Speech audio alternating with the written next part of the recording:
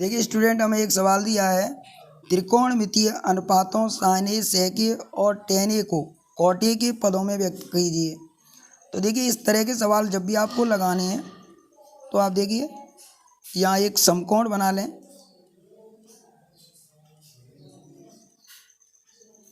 ठीक है, और देखिए हमें कॉट ए के पदों में लाना है, इसमें ए लगा हुआ है तो आप ए को यहाँ लिखें इस नील कोण के पास, और फिर आप बी और सी कहीं भी स्वेच्छा से ले सकते हो। ठीक है, तो आप देख सकते हो जो मैंने एक राइट एंगल ट्राइंगल यानी कि समकोण त्रिभुज लिया है, इसमें बी सी तो परपेंडिकुलर यानी कि लंब है और ए भी आधार है यानी कि बेस है, ए सी यहाँ हाइपोटेनियस है यानी कि कर्ण है। ठीक है, तो अब देखिए हमें कॉट ए के पदों में लेना है, तो जिसके पदों में आपको पूछा जाए आप उसको मान लिया करें। तो मैं यहाँ पर मान लेता हूँ कॉट ए, इसको मान लेता हूँ मैं एक्स। अब देखिए मैं यहाँ से इस त्रिभुज की दो भुजाएं ज्ञात कर लूँगा। कैसे? कॉट ए बराबर मैंने एक्स माना है, एक्स के नीचे 1 अपन लिख ही सकते हैं, और इसका फॉर्मूला होता है कॉट का आधार बट्टे लंब, हिंदी में बोलते हैं आधार बट्टे लंब और इंग्लिश में बेस अपॉन परपेंडिकुलर। तो स्टूडेंट आप समझ गए होंगे कि आधार एक्स है और लंब 1 है, तो मैं यहाँ पर लिख लेता हूँ लंब 1 है और आधार एक्स है। तो अब हमें ए सी यानी कि कर्ण निकालना है, तो मैं यहाँ पाइथागोरस प्रमेय लगा देता हूँ। समकोण त्रिभुज ए बी सी में पाइथागोरस प्रमेय से, पाइथागोरस प्रमेय से। ठीक है ना स्टूडेंट, यहाँ हम पाइथागोरस थ्योरम को यूज़ करेंगे। ठीक है, in right angle triangle A B C by Pythagoras theorem. तो यहाँ पर आप देख सकते हो हाइपोटेनियस यानी कि ए सी का स्क्वायर यानी कि कर्ण का वर्ग बराबर होगा इसकी अन्य दो भुजाओं के वर्गों के योग के। तो यहाँ पर लंब बी सी है तो मैं बी सी का स्क्वायर प्लस आधार यहाँ पर ए बी है तो मैं ए बी लिख देता हूँ। ठीक है, यानी ए सी जो कर्ण का वर्ग है वो इसके लंब के वर्ग और आधार के वर्ग के बराबर रहेगा। तो देखिए जो जो वैल्यू हमारे पास अवेलेबल है वो रख देते हैं। तो ए सी का मान नहीं है तो मैं नहीं रख रहा यहाँ, बी सी का मान मेरे पास है 1 लिख देता हूँ, ए बी का मान भी मेरे पास है एक्स तो मैं ये लिख लेता हूँ। आप लोग जानते हैं कि अगर मैं 1 का स्क्वायर करूँगा तो वो 1 ही रहेगा और जो एक्स स्क्वायर लिखा हुआ है वो ऐसे ही रहने देंगे। आगे हम ए सी की वैल्यू निकाल लेंगे, तो ए सी पर जो वर्ग लगा हुआ है वो हट जाएगा और 1 प्लस एक्स स्क्वायर को हम अंडूड में कर देंगे। ठीक है ना, तो इस तरह से हमने इसका हाइपोटेनियस यानी कि कर्ण निकाल दिया 1 प्लस एक्स स्क्वायर। सही है, अब देखिए हमें जो भी साइड पूछी हैं वो हम निकाल के दिखा देंगे, अतः लगा देंगे, हेंस करके लिखेंगे आप लोग। अतः हमको क्या निकालना है? साइन ए निकालना है, तो मैं साइन ए निकाल लेता हूँ। साइन ए आपको फॉर्मूला याद ही है, लंब बटे कर्ण, इंग्लिश में कहते हैं परपेंडिकुलर अपॉन हाइपोटेनियस। तो यहाँ पर हमें चित्र में देख सकते हैं परपेंडिकुलर 1 दिया हुआ है तो मैं 1 लिख दूंगा, और कर्ण यहाँ पर हमने अभी निकाला है अंडूड में 1 प्लस एक्स स्क्वायर, इसको रख दूंगा। ठीक है यहाँ तक। अब स्टूडेंट आप देख सकते हो कि हमारे पास x की वैल्यू जो हमने माना है यहाँ कॉट ए एक्स को, तो x की जगह कॉट ए लिखना आप। तो यहाँ पर मैं x की जगह कॉट लिख देता हूँ, तो 1 प्लस ये कॉट स्क्वायर ए हो जाएगा। तो इस तरह से आप देख सकते हो साइन ए हमने कॉट ए के पदों में व्यक्त कर दिया है, जो 1 अपॉन अंडूड में 1 प्लस कॉट स्क्वायर ए आ गया। अब इसके बाद में हम सेक ए को बदलेंगे, तो सेक ए बराबर फॉर्मूला बनता है कर्ण बटे आधार, इंग्लिश में बोलेंगे हाइपोटेनियस अपॉन बेस। तो हमारे चित्र में आप कर्ण अंडूर में 1 प्लस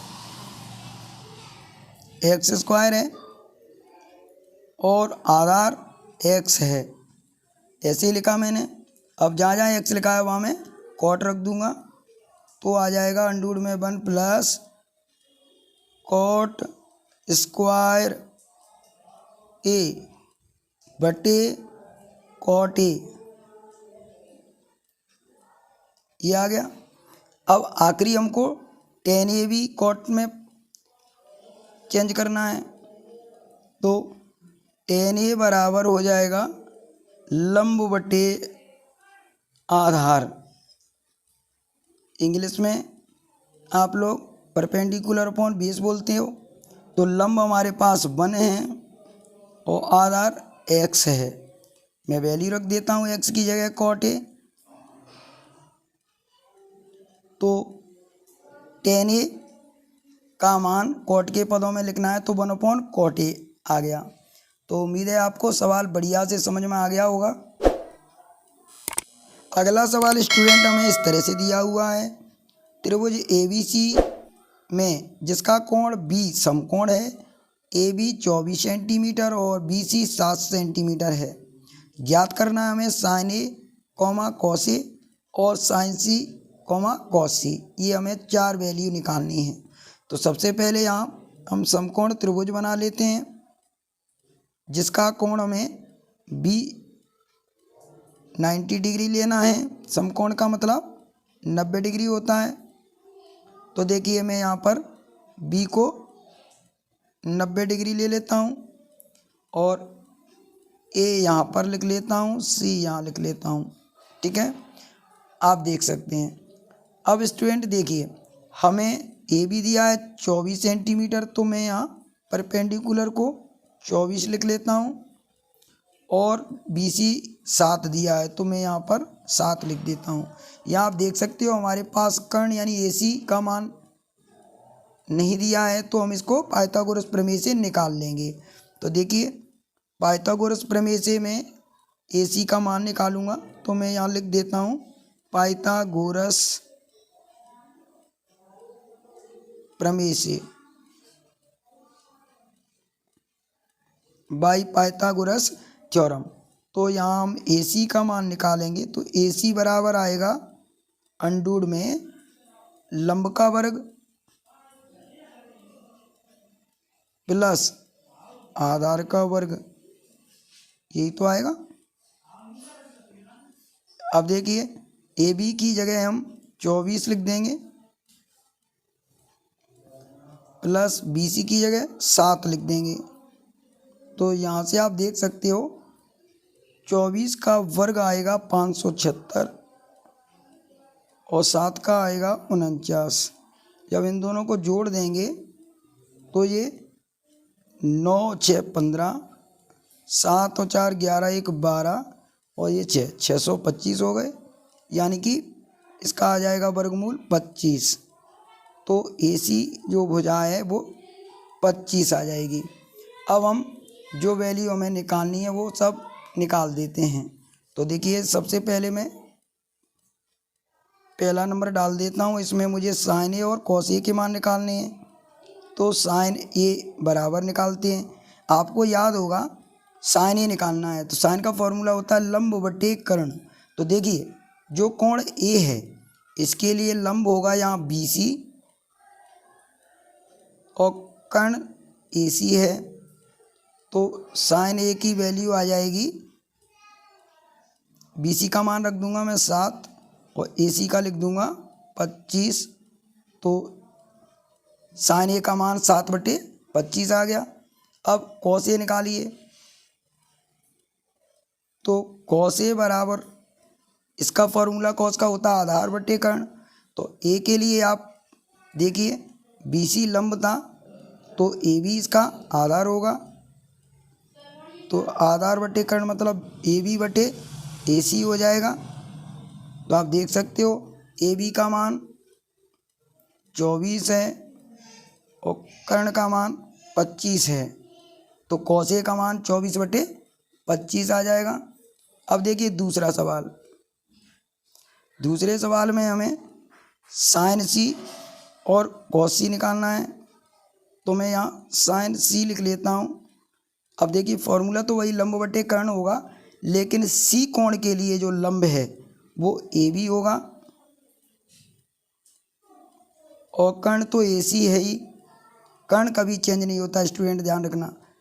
एक समकोण में दो न्यून कोण बनते हैं, तो दोनों जो न्यून कोण हैं उनके लिए लंब और आधार अलग अलग हो जाते हैं। तो यहाँ ए बी का मान मैं रख देता हूँ, ए बी का मान 24 है